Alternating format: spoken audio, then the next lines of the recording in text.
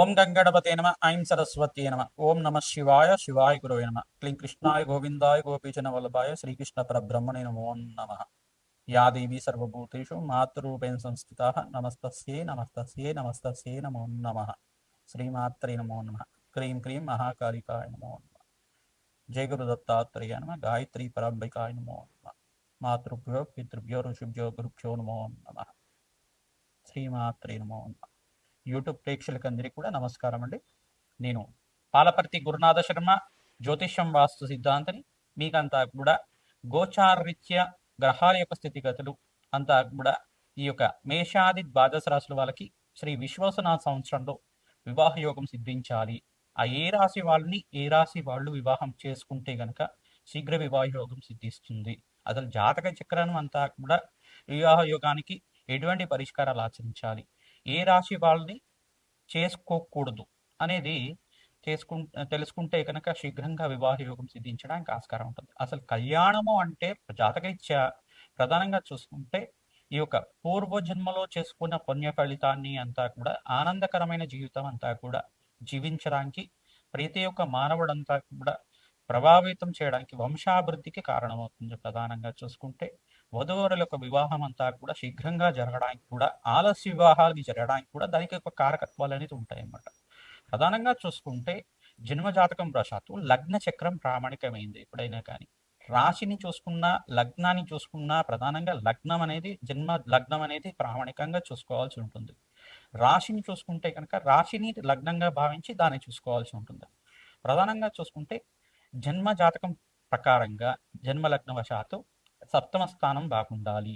ప్రధానంగా సప్తమాధిపతి యొక్కరంగా ఉండాలి, మరియు ద్వితీయాధిపతి యొక్కరంగా ఉండాలి. అష్టమ స్థానంలో పాపగ్రహాల యొక్క కలయిక ఉండకూడదు, ఈ యొక్క దుష్టగ్రహాలు అనేది ఉండకూడదు. ప్రధానంగా అంటే పాపగ్రహాలు ఉండకూడదు అక్కడంతా కూడా.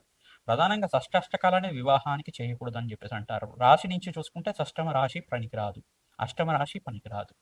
మరియు చూసుకుంటే వివాహం అనేది కూడా వైవాహ జీవితం అనేది చాలా శ్రేష్టమైన జీవితంగా చెప్పడం జరుగుతుంది. గృహస్థాశ్రమ జీవితం అని చెప్పేసి అంటారు. ప్రధానంగా చూసుకుంటే అన్యోన్యమైన దాంపత్యము, సుఖమైన జీవితం జీవించడానికి, భోగభాగ్యమైన జీవితం జీవించడానికి ప్రధానంగా ఎవరైతే గనక ప్రతినిత్యం కూడా అమ్మవారి ఆరాధన చేస్తారో జాతకరీత్యా సర్వ వివాహ ప్రతివిధంగా దోష నివారణతో కూడా జరిగి శీఘ్రంగా అతి శీఘ్రంగా కళ్యాణ యోగం సిద్ధించడానికి ఆస్కారం ఉంటుంది.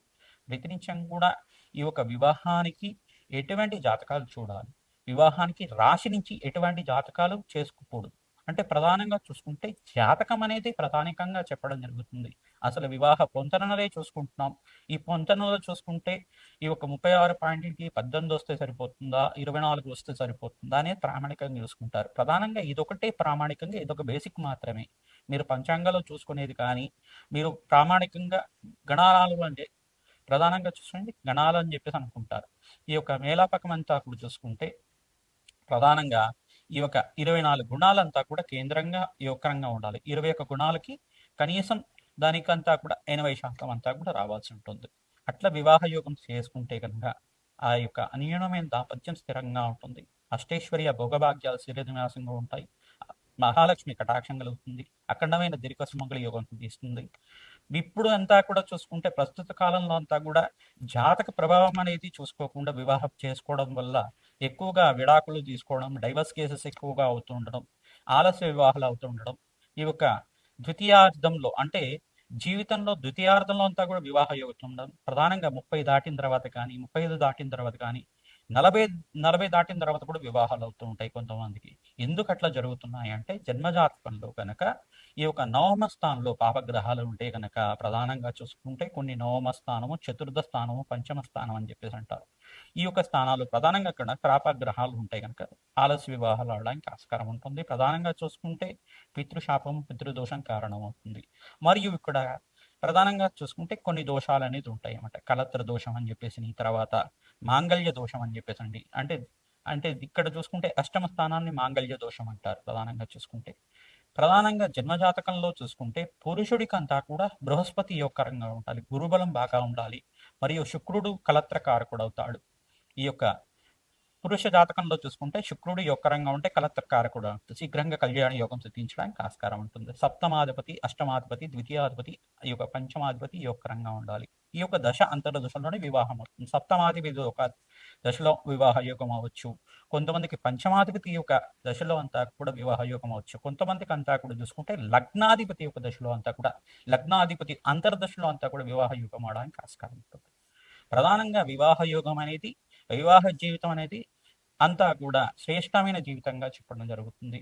వంశాభివృద్ధికి కారణం అవుతుంది. జీవితం అంతా కూడా సాఫల్యం చేసుకోవడానికి ఆస్కారం ఉంటుంది. ప్రధానంగా చూసుకుంటే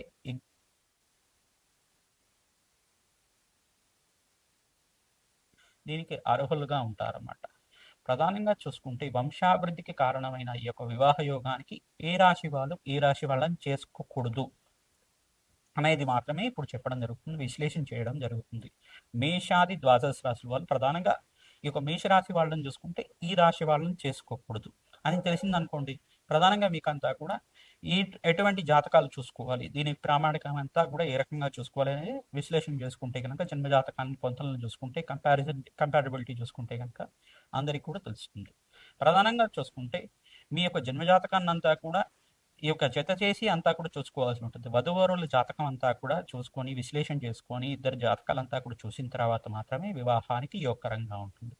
ఈ యొక్క ప్రధానంగా మీరంతా కూడా చూసుకొని జాతకాన్ని చూపించుకున్న తర్వాత వివాహానికి అంతా కూడా మీరు చేసుకుంటే గనక ఆ యొక్క దాంపత్యం అంతా కూడా సుఖవంతంగా అష్టేశ్వరి యోగంతో శీఘ్రంగా సంతాన యోగం సిద్ధించడానికి, అన్యూనమైన దాంపత్యం జీవించడానికి, స్థిరకాలం అంతా కూడా ఆ దాంపత్యం స్థిరంగా ఉండడానికి ఆస్కారం ఉంటుంది.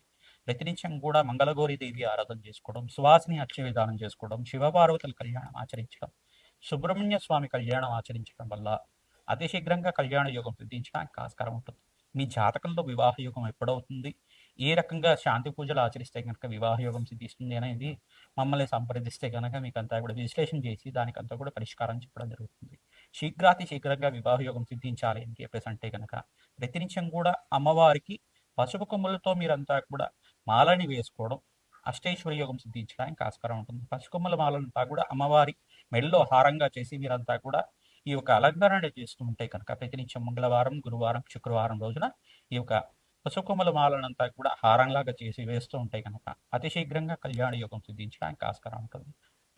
ఆడిచిన పసుపుని కానీ ఆడిచిన కుంకుమ కానీ దేవాలయ ప్రాంగణంలో దానం. వృశ్చిక రాశి జాతకులకి ఈ రాశి జాతకులకంతా కూడా అనుకూలత ఉండదు. వృశ్చిక జాతి జాతకులు ఏ రాశి వాళ్ళని చేసుకోకుండా ఉంటే చాలా బాగుంటుందో తెలుసుకుందాం. ప్రధానంగా వృశ్చిక రాశి జాతకులకి జన్మరాశి జాతకులంతా కూడా, జన్మరాశి అయినా వృత్తిక రాశి అంతా కూడా అనుకూలత కాదు. ఎందుకు అనుకూలత కాదు అంటే మహర్దశ అంతా కూడా ఏక మహర్దశ నడుస్తూ ఉంటుంది. అంతర్దశ అంతా కూడా ఒకటే మహర్దశ నడుస్తూ ఉండడం కానీ జరుగుతూ ఉంటుంది. అనుకూలత లేకపోవడం కానీ, గోచారిత్య కూడా గ్రహస్థితి అనుకూలత లేకపోవడం, గ్రహాల యొక్క బలం లేకపోవడం అని జరుగుతుంది. ప్రధానంగా శనీశ్వరుడు, అంగారకుడు, బృహస్పతి, శుక్రుడు యొక్క బలం మెండుగా ఉండాలి. ఈ యొక్క గ్రహస్థితి అంతా కూడా గోచారిత్యకుడు చూసుకుంటే ఒకటే రాశి వాళ్ళకి అనుకూలత అంతగా ఉండదు. కాబట్టి ఆలస్యంగా సంతానం జరుగుతూ ఉండడం కానీ, వివాహం అనేది మధ్యలో వీగిపోవడం కానీ జరుగుతూ ఉంటుంది. అందుకని చెప్పేసి ఇటువంటి రాశులంతా కూడా అనుకూలత కాదు అని చెప్తాడు. ప్రధానంగా చూసుకుంటే పాదభేదాలతో వివాహం చేయొచ్చు అని చెప్పేసి అంటూ ఉంటారు. కానీ జాతకంలో గ్రహస్థితి మెరుగ్గా ఉండాలి, మంచిగా ఉండాలి. అప్పుడు మాత్రం చేతనే కొన్ని సందర్భాల్లో మాత్రమే వివాహం అనుకూలత ఉంటుంది, లేకపోతే వివాహం అనుకూలత ఉండదు. అందుకని చెప్పేసి ఇంత విశ్లేషణ చేయడం జరుగుతుంది.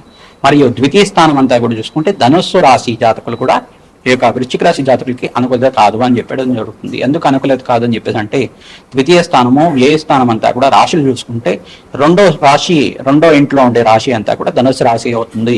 వ్యయ స్థానం అంతా కూడా చూసుకుంటే తులారాశి అవుతుంది. తులారాశి జాతకులు వృశ్చిక రాశి జాతకులకి అనుకూలత కాదు, మరియు ధనుస్సు రాశి జాతకులు వృశ్చిక రాశి జాతకులకి అనుకూలత కాదు.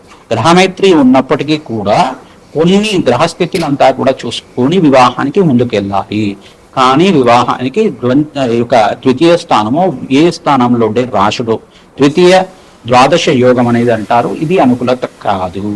వీళ్ళకంతా కూడా మనస్పర్ధలు రావడం కానీ ఏక అభిప్రాయం రావడానికి చాలా సమయం పడుతుంది.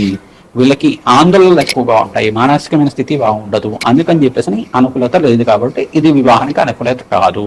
ఈ రాశి వాళ్ళకి వివాహానికి అనుకూలత కాదు. మరియు చూసుకుంటే సప్తమ స్థానం, వృశ్చిక రాశి నుంచి సప్తమ స్థానం వృషభ రాశి అవుతుంది. తులారాశి అంటే వ్యయ స్థానం అవుతుంది. ఇది అనుకూల కాదు.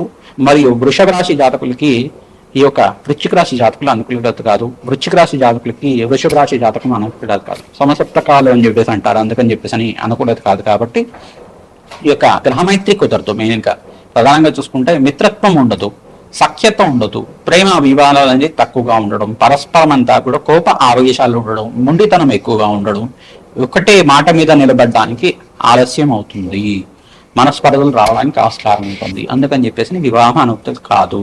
జన్మజాతకంలో ఉండే దోషాలు పరిష్కారం ఆచరించాలి. తద్వారా మీకు అంతా కూడా శీఘ్ర కళ్యాణ యోగం సిద్ధించడానికి ఆస్కారం ఉంటుంది. షష్టాష్టకాలు కూడా ఈ యొక్క రంగు కాదు అనమాట. ప్రధానంగా జన్మరాశి నుంచి చూసుకుంటే షష్టమ రాశి అంతా కూడా చూసుకుంటే, 6వ రాశి అంతా కూడా చూసుకుంటే ఇక్కడ మేషరాశి అవుతుంది. రాశ్యాధిపతి ఒకటే అయినప్పటికీ కూడా మిత్రత్వం ఉండదు. ఎందుకంటే మేషరాశి జాతకులకి ఏళ్ళనాటి శని ప్రభావం అంతా కూడా ప్రారంభమైంది. ఇక్కడ వృశ్చిక రాశి జాతకులకంతా కూడా అనుకూలత కాదు కాబట్టి అంత అనుకూలత ఉండదు. అందుకని చెప్పేసి ఇంత విశ్లేషణ చేయడం జరుగుతుంది. మరియు ఇక్కడ గురుబలం లేకపోవడం కానీ, పంచమ స్థానంలో యోగకరంగా లేకపోవడం, ఇక్కడ మీనరాశిలో అంతా కూడా శనీశ్వరుడు సంచారం చేయడం, కుంభరాశిలో రాహు సంచారం చేయడం అనుకూలత కాదు కాబట్టి ఇంత విశ్లేషణ చేయడం జరుగుతుంది. ఇక్కడ అష్టమ స్థానం అంతా కూడా చూసుకుంటే ఇక్కడ మిథున రాశి జాతకులు కూడా వృశ్చిక రాశి జాతకులకి అంత అనుకూలత కాదు, షష్టాష్టకాలు పనిచేయవు కాబట్టి ఇంత అనుకూలత కాదు అని చెప్పడం జరుగుతుంది. వ్యయ స్థానం అంతా కూడా చూసుకుంటే వృశ్చిక రాశి జాతకులకి తులరాశి అవుతుంది, అది కూడా అనుకూలత కాదు. ఇంత విశ్లేషణ చేసుకోవాలి. మహాలక్ష్మీదేవి ఆరాధన చేసుకోవాలి. సుబ్రహ్మణ్య శాంతి హోమాది కార్యక్రమాలు, సుబ్రహ్మణ్య స్వామి మూలమంత్ర జపాలు అంతా కూడా ఆచరించుకోవడం, వేద పండితులతోటి సుబ్రహ్మణ్య స్వామి కళ్యాణం ఆచరించుకోవడం వల్ల అతి శీఘ్రంగా కళ్యాణ యోగంగా సిద్ధిస్తుంది. లక్ష్మీ నారసింహస్వామి కళ్యాణం అంతా కూడా పుణ్యక్షేత్రంలో తరచుగా చేసుకుంటుంటే కనుక శీఘ్రంగా కళ్యాణ యోగం సిద్ధిస్తుంది. గురుబలం పెరుగుతుంది, అదృష్టం కలిసి వస్తుంది. శుక్రుడు అనుకూలంగా ఉంటాడు. కలెక్టకారకుడైన శుక్రుడు అంతా కూడా యొక్కరంగా ఉండాలి. దీర్ఘ సుమంగళి యోగం సిద్ధించడానికి స్త్రీలంతా కూడా సువాసిని దేవి అర్చన విధానం చేసుకోవడం, మంగళగౌరి వ్రతం, కాత్యాయని వ్రతం అంతా కూడా నోములు పాటించడం వల్ల మీకంతా కూడా అతి శీఘ్రంగా కళ్యాణ యోగం సిద్ధించడానికి ఆస్కారం ఉంటుంది. మంగళవారం, గురువారం, శుక్రవారం రోజున ఈ యొక్క మంగళగౌరి దేవి వ్రతాన్ని ఆచరించడం, మంగళగౌరి దేవిని పూజించుకొని ఒక సువాసినికంతా కూడా ముత్తైదుకందరికి కూడా పువ్వు తాంబూలం, పండు తాంబూలం, వస్త్ర తాంబూలం అంతా కూడా ఇచ్చుకొని ఆశీర్వాదం తీసుకోవడం వల్ల అతి శీఘ్రంగా కళ్యాణ యోగం సిద్ధిస్తుంది. జాతకరీత్యా వివాహ ప్రతిబంధకాలంతా కూడా తొలగిపోతాయి. మాంగళ్య దోషం నివారణ అవుతుంది. దీర్ఘ సుమంగళి యోగం సిద్ధిస్తుంది. అష్టైశ్వర ప్రాప్తి కలుగుతుంది. సత్సంతాన యోగం కలుగుతుంది. అతి శీఘ్రంగా కళ్యాణ యోగం సిద్ధిస్తుంది. అదృష్ట యోగం కలిసి వస్తుంది. జన్మజాతకంలో ఎటువంటి దోషాలున్నా కానీ పోతాయి. శ్రీమాత్రే.